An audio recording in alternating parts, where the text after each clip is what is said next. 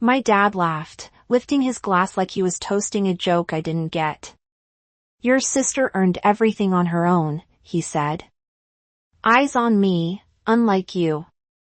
The table went still. My mom's hand froze over the serving spoon. I leaned back, feeling something sharp settle in my chest and said quietly, then I'll stop sending you money. The color drained from his face. What money? In that silence, the house finally told the truth. It had been hiding for years. That was the night I stopped being the quiet one. Before I tell you how everything unraveled after that, tell me where are you listening from so I know I'm not the only one who's had to draw the line. From the outside, we looked like a family worth envying. Sunday dinners, framed smiles, matching sweaters on Christmas cards. But perfection is easier to print than to live. My name's Clara Abbott. I'm 32, the quiet daughter, the one who learned early that keeping peace sometimes meant swallowing your own voice. Eliza, my older sister by 2 years, was the golden one. Teachers adored her, neighbors bragged about her, and my parents treated her success like a shared inheritance. My dad, Arthur, ran our house the way he ran his old restaurant. Every opinion had to pass through him. Mom, gentle but exhausted, spent years translating his pride into apologies no one asked for. When the recession hit, their mortgage slipped behind.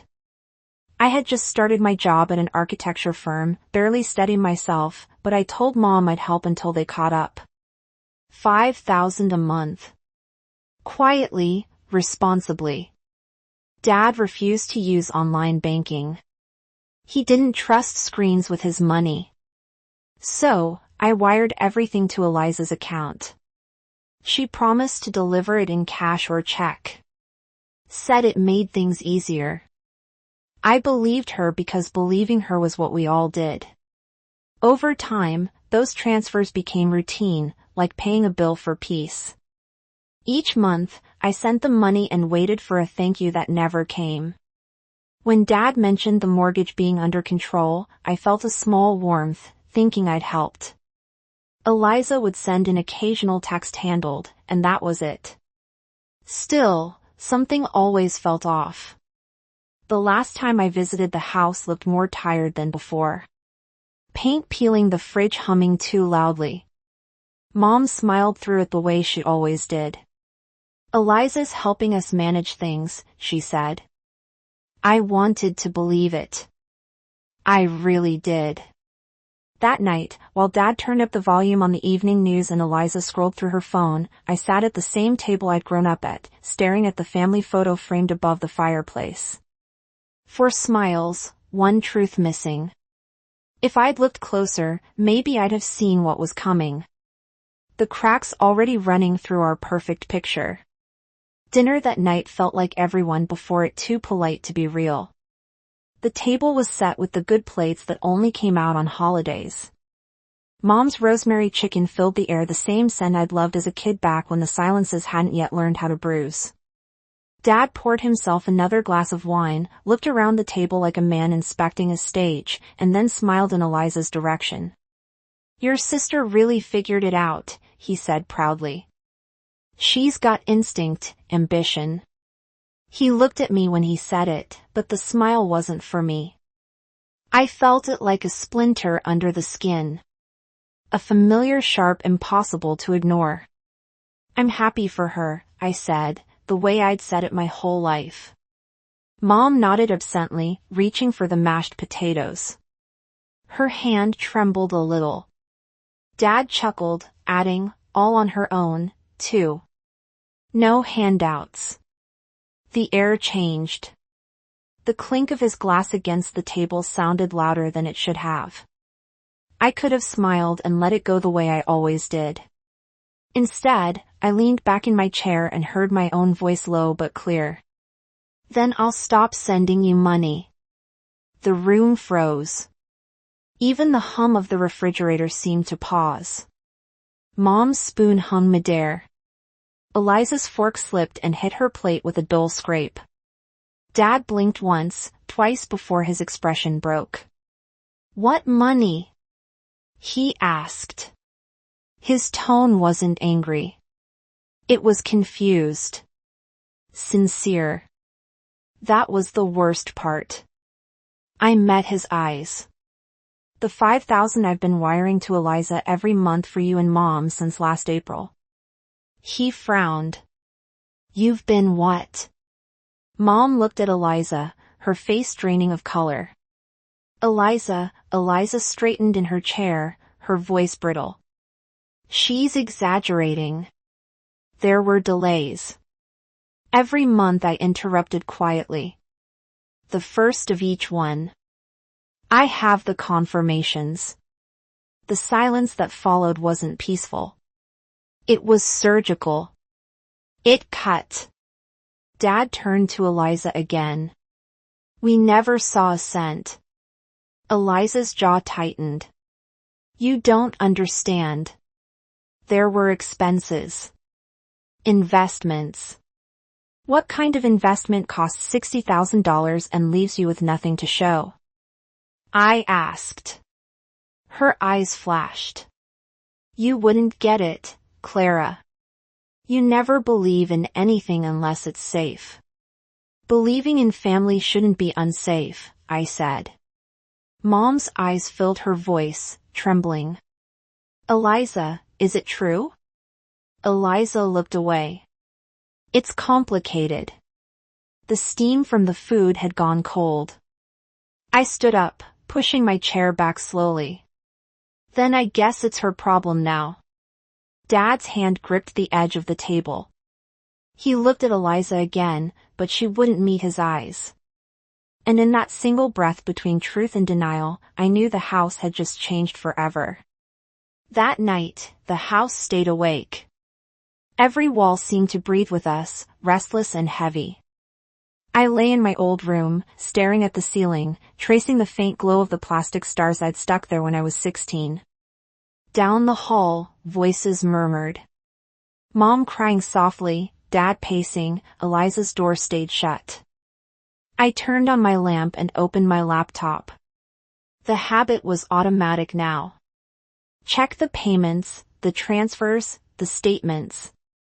Each line stared back at me like an accusation. $5,000 on the first of every month. My own digital fingerprints on a crime I hadn't meant to commit. $60,000 in total, gone. The next morning, Dad sat at the kitchen table with his head in his hands.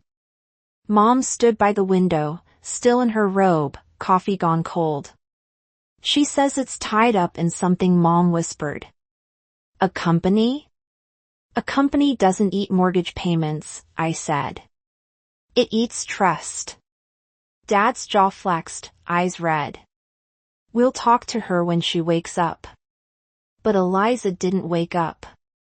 She was already gone. Her car missing from the driveway. Her room empty except for a perfume cloud that lingered like a lie. A single sticky note sat on her dresser. Don't overreact. I'll fix it. I stared at the words until they blurred. She's not fixing anything, I said. She's running. Mom began to cry again. Small broken sounds. Dad grabbed his coat, muttering something about finding her. I caught his arm. Wait, you can't chase her without proof. Let me handle this. He looked at me like he didn't know whether to trust me or himself. Then he nodded once. That day I did what Eliza never expected. I worked the problem like a blueprint. I started with the structure. Every transaction, every date, every message. Then the weak points where the money changed hands. Each transfer confirmed Eliza's account every time. Liam came over that evening, my laptop glowing between us. You're digging deep, he said quietly. I have to, I replied. This isn't just about the money. It's about how long she thought she could lie to me and get away with it. He nodded. What's your next step? The bank, I said. And then a lawyer. At the branch, the manager frowned as she looked through the records. These were all redirected, she said, pointing to Eliza's name. Account holder used the funds for private transfers. Looks like another intermediary. To who? I asked. She hesitated. A man named Sebastian Thorne. I felt something inside me lock into place. A name, a direction, a trail. When I walked out of that bank, the cold January air hit my face like a vow. I pulled my coat tighter and whispered to myself, you wanted to play with trust, Eliza, fine. Let's see how much truth costs. 3 nights later, the doorbell rang just after sunrise. I was in the kitchen with Mom, both of us running on little sleep and too much quiet. Dad was still upstairs sorting through papers he no longer trusted. When I opened the door, a man stood on the porch, jeans, hoodie, the kind of smile people practice in the mirror. Morning, he said easily. You must be Clara. I'm Sebastian. The name landed like a stone. Eliza's Sebastian, he chuckled. I guess you could call me that. Behind me, I heard Dad's footsteps slow but heavy. He came to stand beside me, his voice low. What are you doing here? Sebastian held up a small folder like a peace offering. Just clearing up a misunderstanding. Eliza asked me to drop these off, proof of our investment. Mom appeared in the doorway, pale and trembling. Investment. Sebastian flashed his grin again. Startup work. We're building an app connecting local artisans with clients. Scalable, forward-thinking. You know how it is. I stepped aside. Show us. He entered like he owned the place, spreading out glossy printouts across the table. Mock-ups, fake charts, random buzzwords, phase 1 projected growth, beta launch. Not a single number added up. Dad flipped through the pages, face tightening with each turn. This is nonsense, he said. Sebastian's smile faltered. Every big thing starts small. $60,000 small, I shot back. He looked at me, still pretending calm. You've been talking to Eliza. No, I said, I've been talking to the bank. The air shifted. Mom clutched the back of a chair. Dad's breathing grew rough. Sebastian leaned on the counter casual again, but his eyes were sharp. You don't understand, he said. She wanted this. She believed in me.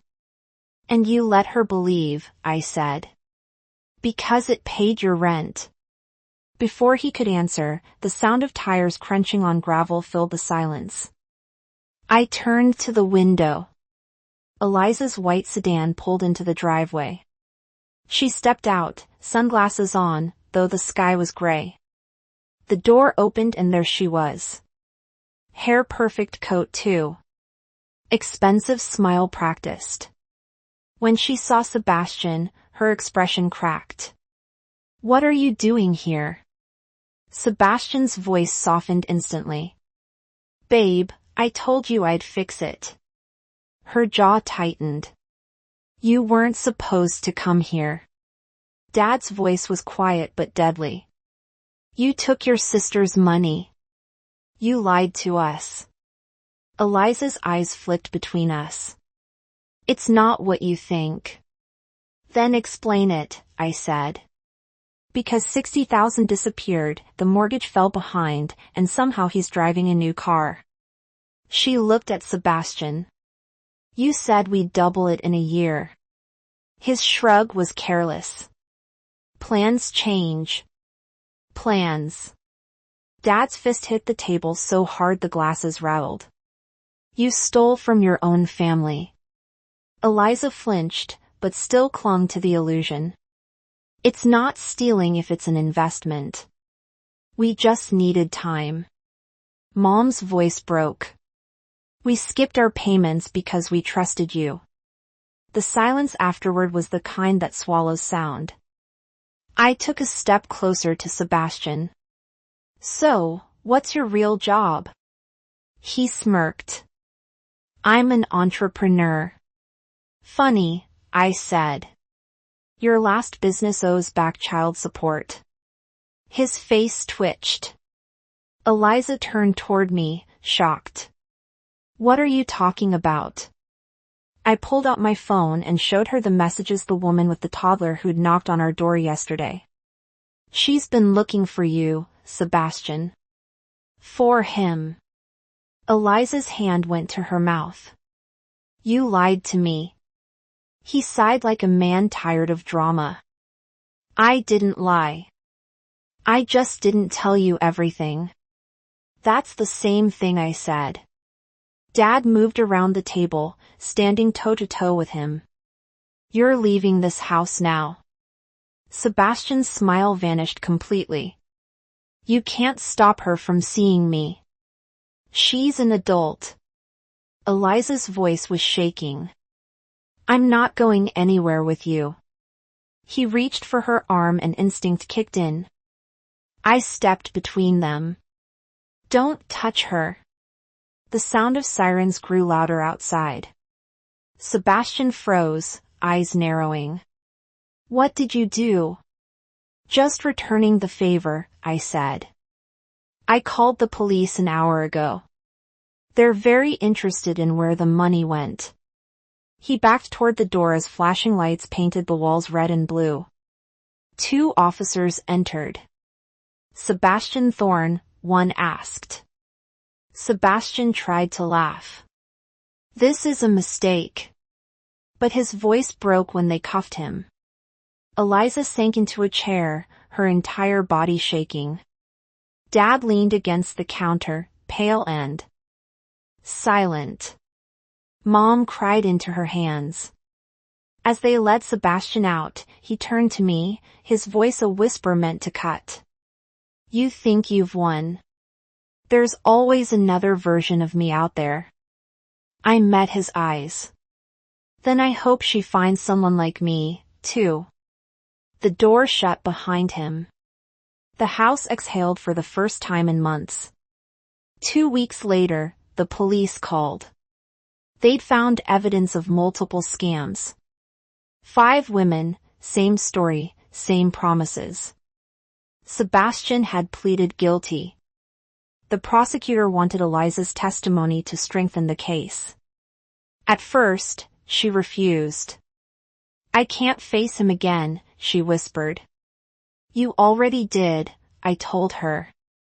And you survived it. In court, Eliza sat beside me. She spoke softly but clearly, describing how Sebastian convinced her to invest, how he'd used my transfers as seed money. Her hand shook, but her voice held steady. When Sebastian tried to look at her, she didn't look back. When the verdict was read, 3 years in prison, 18 months without parole, the room went still. No applause, no celebration, just relief. Dad's hand found mine under the table. Mom sobbed quietly beside him. Eliza let out a breath that sounded like surrender.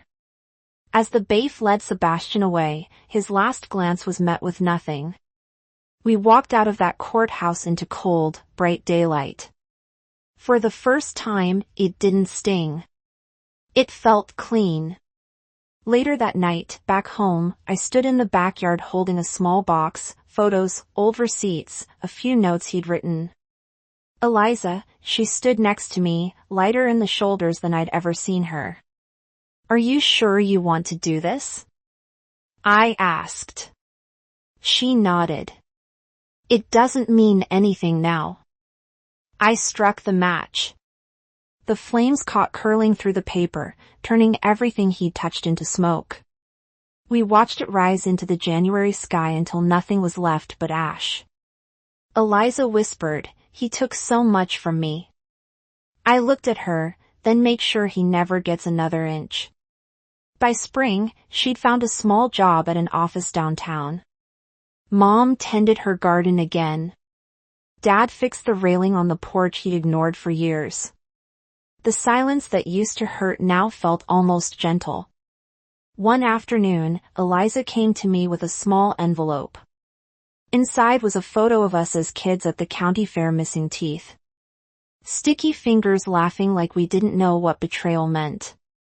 On the back, she'd written, "Thank you for not giving up on me, even when I deserved it." I didn't say anything. I just hugged her. For once, the house didn't need words to stay standing. The weeks after the trial felt strange, like the air inside the house had been rewired. Mom started leaving the curtains open again, sunlight spilling across the kitchen tiles. Dad took long walks in the morning, no longer carrying that tightness in his shoulders. And Eliza, she didn't try to perform anymore. No perfect hair, no expensive perfume, no excuses, just her quieter, humbler still finding her footing. She found work as an office assistant downtown.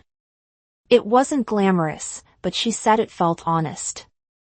Every evening she came home with a packed lunchbox and new lines on her hands, the kind that came from effort instead of guilt. Sometimes I'd catch her sitting in the garden with Mom planting herbs. The same rosemary Mom once used to season the chicken that started everything. One night, Dad sat beside me at the table while I went through some bills. "I think we made her this way," he said softly. "We kept calling her special until she thought she couldn't fail." I looked at him. "We all played our part, but we're fixing it now." He nodded, exhaling. "I'm proud of you, Clara." It hit harder than I expected. Maybe because it was the first time he'd said it without comparing me to anyone else. Later, Eliza joined us carrying 3 mugs of tea. "We'll be okay," she said, half to herself, half to us. For the first time in years, I believed her. The house was finally quiet, but not the kind of quiet that hides pain. This was a different silence, the kind built on truth. A month later, I packed my suitcase for Seattle. A new job, a new start. The morning light pulled through the kitchen. Windows as Mom folded laundry and Dad read the paper like old times. Eliza walked me to the car, her sweatshirt sleeves pushed up, a faint smile on her face. "You're really leaving," she said. "It's time," I answered. She slipped an envelope into my hand, a photo of us as kids holding cotton candy, cheeks sticky with sugar. On the back, she'd written, "Sometimes you have to lose everything to see what's worth keeping." As I drove away, I looked once in the rear view mirror. The house looked smaller, but lighter somehow. Family doesn't break you unless you let it. If this story hit close to home, share yours in the comments and subscribe for more.